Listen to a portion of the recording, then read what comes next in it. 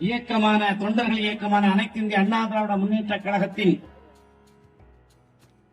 17 லட்சம் தொண்டர்களாக இருந்த அமைப்பை 1.5 கோடி தொண்டர்கள் கொண்ட மாபெரும் இயக்கமாக மாற்றிய புரட்சி தலைவி அம்மாவினுடைய ஆசையோடும் 1.5 கோடி தொண்டர்கள் என்ற இயக்கத்தை தன்னுடைய அறிவாற்றலாலும் சாமர்த்தியத்தாலும் விடாமுயற்சியாலும் நம்பிக்கையோடு 2.5 கோடி தொண்டர்கள் கொண்ட இயக்கமாக மாற்றிய புரட்சி தமிழர் எடப்பாடியார் அவர்களுடைய ஆலோசனையின் பேரிலும் நம்முடைய குலதெய்வமாக நம்முடைய தொண்டர்களை காக்கின்ற ஒரு சாமியாக விளங்குகின்ற ஆற்றல் மிகு செயலாளர், வடசென்னை தெற்கு மாவட்ட செயலாளர், கழக அமைப்பு செயலாளர், முன்னாள் நாடாளுமன்ற உறுப்பினர் அருமை அண்ணன் பாலகங்கா அவர்களுடைய தலைமையில் நடைபெறுகின்ற இந்த கண்டன ஆர்ப்பாட்டத்தில் கலந்து கொண்ட தொண்டர்கள் அனைவருக்கும் முதலிலே என்னுடைய நெஞ்சார்ந்த நன்றிகளை தெரிவித்துக் கொள்கிறேன்.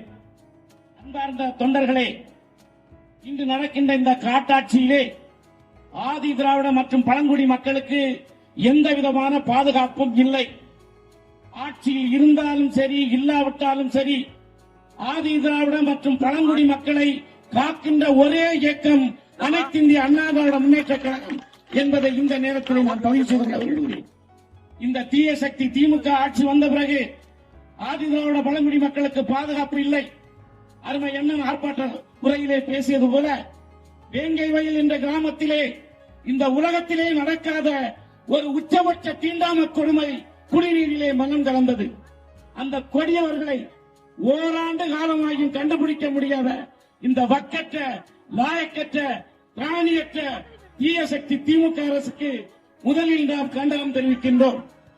நம்முடைய தலைவருடைய ஆட்சி இருந்திருந்தால், புரட்சி தமிழர் எடப்பாடியார் ஆட்சி இருந்தால், நம்முடைய புரட்சி தலைவி அம்மாவுடைய ஆட்சி நிலைத்திருந்தால், இப்படி ஒரு தவறு நடந்திருந்தால் அந்த கயவர்கள் உடனடியாக கைது செய்யப்பட்டு குற்றவாளி கூண்டிலே நிறுத்தப்பட்டிருப்பார்கள். ஆனால் ஒரு கையால் ஆகாத பொம்மை முதல்வர் ஸ்டாலினால் அந்த குற்றவாளிகளை கண்டுபிடிக்க முடியவில்லை என்பதற்கு அவருடைய நிர்வாக திறமையின்மைதான் காரணம் என்பதை இங்கே பதிவு செய்து கொள்ள விரும்புகிறேன். இன்று நாம் எல்லாம் கூடியிருக்கிறோம்.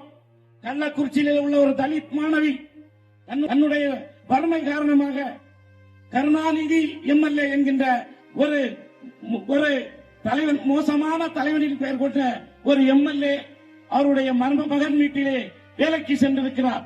உயர் படிப்பு படிக்க வேண்டும் என்ற ஆசையுடன் எதிர்காலத்திலே மிகப்பெரிய பதவிக்கு வந்து இந்த நாட்டு மக்களுக்கு நல்லது செய்ய வேண்டும் என்று வேலைக்கு வந்த என்னுடைய தோழியை, சகோதரியை நயவஞ்சர்கள் கொடுமையால், தீண்டாமை கொடுமை என்றால் அப்படி சொல்லக்கூடிய மிகப்பெரிய கொடுமைகளை செய்து அந்த பெண்ணை துன்புறுத்தி வன்கொடுமை செய்திருக்கிறார்கள். அந்த கொடியவர்களை கைது செய்ய தீய சக்தி திமுக அரசு ஆர்வம் காட்டவில்லை. ஆனால் நம்முடைய புரட்சி தமிழர் எடப்பாடி அவர்கள் ஒரே அறிக்கை விட்டார். இவர்களை உடனடியாக நீ கைது செய்யவில்லை என்றால் பிப்ரவரி 1ஆம் தேதி தமிழகம் முழுவதும் மாபெரும் போராட்டம் நடத்துவேன் என்று ஒரே ஒரு அறிக்கை விட்டார். அந்த அறிக்கையின் மூலமாக அந்த கைவர்கள் ஆந்திராவிலே கைது செய்யப்பட்டிருக்கிறார்கள். அதோடு விட்டுவிட்டார்கள். கைது செய்யப்பட்ட கைவர்களுக்கு கடுமையான தண்டனை கொடுக்க வேண்டும். அண்ணன் பாலகங்கா அவர்கள் சொன்னது போல அந்த சகோதரிக்கு, அந்த வன்கொடுமையால் பாதிக்கப்பட்ட அந்த ஏழை சகோதரிக்கு நிவாரணம் கொடுக்க வேண்டும். அந்த குடும்பத்திலே ஒருவருக்கு வேலை வாய்ப்பு கொடுக்க வேண்டும்.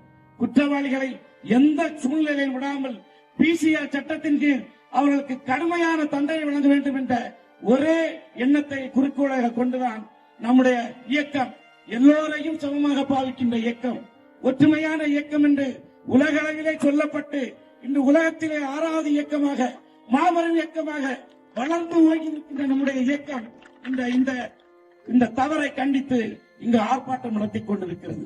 நாம் பேசுகின்ற குரல், நம்முடைய ஆர்ப்பாட்ட ஒலி தீய சக்தி திமுகவின் தலைவர் பொம்மை முதல்வர் ஸ்டாலினை நிச்சயமாக எட்டும். இதை விட்டும் அவர் நடவடிக்கை எடுக்கவில்லை என்றால் நம்முடைய புரட்சி தமிழர் எடப்பாடியார் இதைவிட மிகப்பெரிய ஆர்ப்பாட்டத்தை, போராட்டத்தை முன்னெடுப்பார் என்பதையும் இந்த நேரத்திலே பதிவு செய்து கொண்டு, நம்முடைய கழகம் ஒற்றுமையான கழகம். இங்கு ஜாதி மத பேதம் எதுவும் கிடையாது.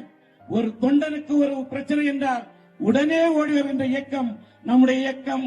நம்முடைய தலைவர் புரட்சி தமிழர் எடப்பாடியார், நம்முடைய தலைவர் அண்ணன் பாலகங்கா என்பதை வலியுறுத்தி உங்கள் அனைவருக்கும் நன்றி கூறி விடைபெறுகிறேன். வணக்கம்.